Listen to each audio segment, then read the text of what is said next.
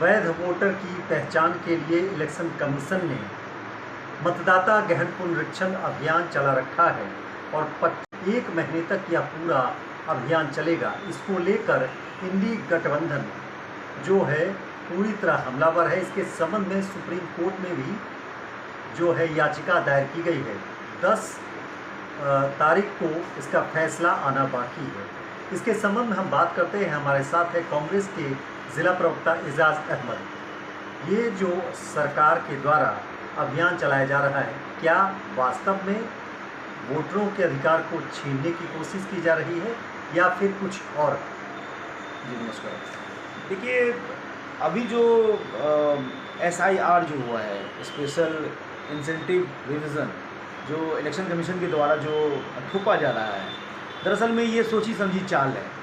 आप देखेंगे कि बिहार में जब ये इलेक्शन अब बहुत नज़दीक आ गया है तो ये चीज़ किया जा रहा है। आप 1 साल पहले से जब लोकसभा इलेक्शन हो रहा था, जब यह ख़त्म हो गया था, उसके बाद से शुरू करते, एक लंबा समय मिल जाता लोगों को। अब यहाँ पे क्या है कि मई और जून में हमारा सीमांचल का इलाका पड़ता है, तो सीमांचल में पूरे 80% लोग जो है बाढ़ से कहीं ना कहीं डायरेक्ट कनेक्टेड रहते हैं या इनडायरेक्टली कनेक्टेड रहते हैं। तो अब सोचिए कि वो अपना घर बचाए कि वो कागज़ ढूंढे। 11 दस्तावेज दिए गए हैं, याद रखिए 11।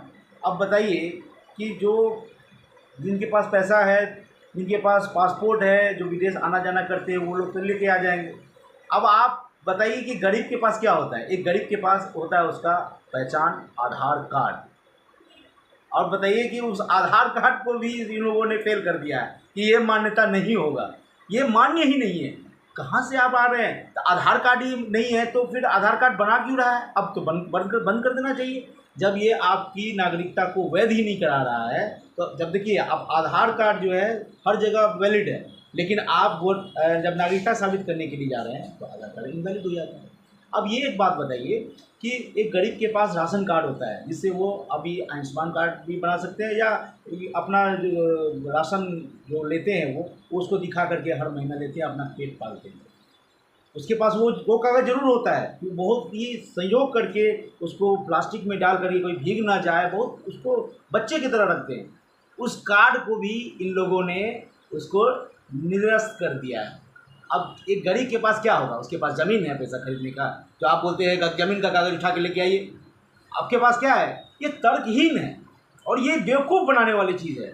अब क्या कीजिएगा, आप कुछ भी लाद दीजिएगा और यहाँ की जनता बेवकूफ़ है। यहाँ की जनता जो है आपको क्यों सिद्ध करेगा कि वो बिहारी है? पैदा यहाँ हुआ है, यहीं का लोग है, वो सिद्ध करने जाएगा। आप कौन होते हैं भाई? और अब बोलेंगे जब आपके पास, और बोलते हैं 1 महीने का समय। कौन होते हैं आप? आप लोकतंत्र में हैं या राजतंत्र में हैं? मैं बहुत दुखी हूँ। और पूरा याद रखिएगा, ये दुख हर बिहारियों के दिल में, हर कोने कोने से, चाहे पॉलिटिकल हो चाहे नॉन पॉलिटिकल लोग हो, चाहे हिंदू हो या किसी भी वर्ग में हो, या मुस्लिम हो या किसी भी छोटे से लेकर के बड़े तबके के लोग हो, उसको टिस लगा है कि उसको प्रमाणित करना पड़ रहा है आज उसका खुद का वजूद कि वो कहाँ है। बूढ़े लोग को प्रूफ करना पड़ रहा है भैया, बूढ़े लोग को कि भैया आप एक कागज़ उसमें संलग्न करके लेके आइए। क्यों भाई, आप कहाँ थे? पिछले साल जो है, आप पिछले बार जो आप इलेक्शन कमीशन वाले का जो वोटर ID कार्ड था उसको आप ऐड करवाएं आधार कार्ड से। भैया आधार कार्ड से लिंक होना जरूरी है। जैसे पैन कार्ड को आधार कार्ड से लिंक करा दिया, सब एक दूसरे से सब चीज़ लिंक हो रहा है। बैंक में KYC पूरा करना है तो आधार कार्ड चाहिए, तो सबको किया। आज बोल रहे हैं कि ये नहीं है, तो भाई पहले ही बोल देते। इसका मतलब वो धोखाधड़ी हुआ। जो सरकार फॉर्म हुई है नया, वो इसका मतलब धोखे की सरकार है।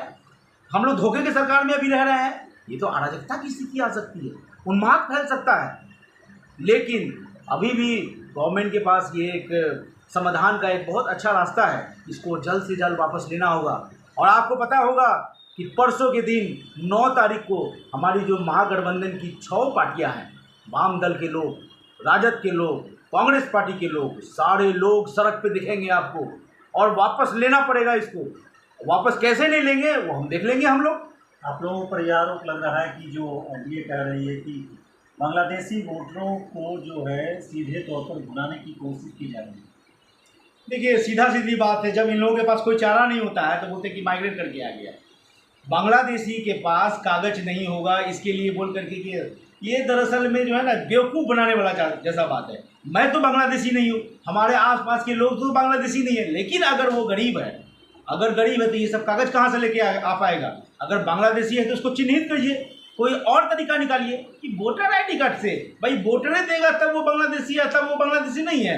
आप छापा पड़वाइए, आपको स्वतंत्र अधिकार है, डीएम को अधिकार है, एसपी को अधिकार है, वैसे लोग को चिन्हित कीजिए और एक विशेष जो है अभियान चलाइए और उठाकर उसको हटा दीजिए।